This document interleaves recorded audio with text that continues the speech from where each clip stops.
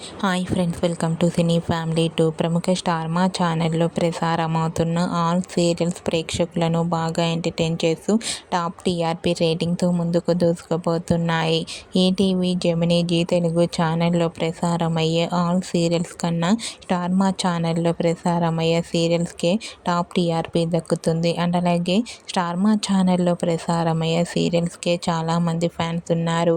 అయితే రీసెంట్గా స్టార్ మా ఛానల్లో అతి త్వరలో మరో 2 సరికొత్త సీరియల్స్ రాబోతున్నాయి.